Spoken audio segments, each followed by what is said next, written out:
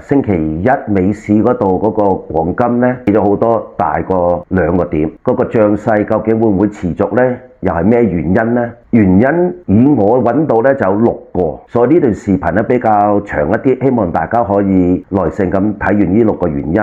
第一就係特朗普呢個週末就已經充公咗第2艘委內瑞拉嘅油輪㗎啦。跟住佢第2艘充公咗之後呢，而家話準備有第3艘啦，即係意味住乜嘢？即係佢對委內瑞拉嘅攻擊呢已經可以話係緊張咗。委內瑞拉同美國局勢開始緊張啦，咁啊當然啦，有呢啲地緣政治影響嘅話，當然就會令到金會起啦。第二呢，以色列呢突然之間又話要同特朗普商量，要計劃再次攻擊伊朗，呢個當然又局勢緊張啦。第三，歐盟嗰邊呢，而家又話借咗1000億美金嚟俾烏克蘭打仗。嗱，特朗普本嚟話想今個月25號之前就解決俄羅斯同烏克蘭嘅局勢，話和平協議嘅，而家睇落就冇辦法實現呢件事啦。咁唔實現到呢個和平嘅話，轉頭歐盟又話要借錢俾烏克蘭繼續打啦，咁即係話呢個和平方案都可能有排都未搞得掂啦，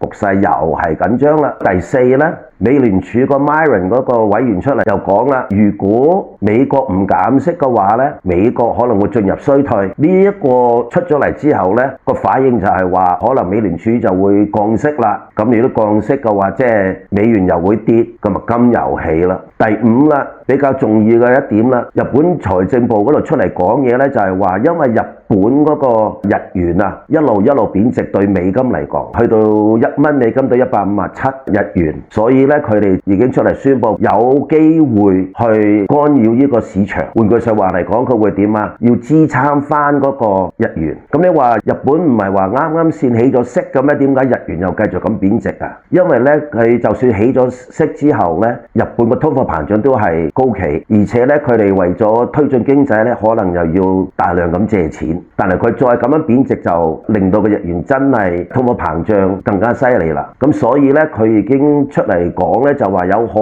能嚟干擾市場。咩意思呢？就係佢哋會拋售美債，然之後就買日元。嗱，你拋售美債咯，又係唔要美金咯，咁令到金又會起啦。第6，有一個大新聞啦，中國已經連續13個月嚟賣出美元國債，而家中國咧喺2008年之後嘅最低水平，跌過7000億嘅美國國債揸住，咁呢一個當然對美國國債嘅消息就唔係幾好啦，所以美元又開始低啦。所以咧，你要綜合呢6樣嘢咧，係啱啱先係呢3-4日出嚟嘅，冚唪唥混埋一齊，咁咧投資者咧就係驚啦，緊張局勢啦，避險啦，避險之後咧，美元亦都可能繼續貶值啦，就個個走晒去買黃金啦。嗱，咁你話黃金會唔會跌翻嚟啊？定我話繼續會起呢？如果呢6個原因，可能仲有其他嘅，因為喺市場上有好多種原因令到市場嘅情緒個個都避險。咁但係至少呢6個原因，如果佢冇改進嘅話呢，例如冇乜和平協議出嚟打仗啊，如果美國同委內瑞拉局勢繼續緊張呢，呢啲咁嘅局勢呢，而中國又繼續賣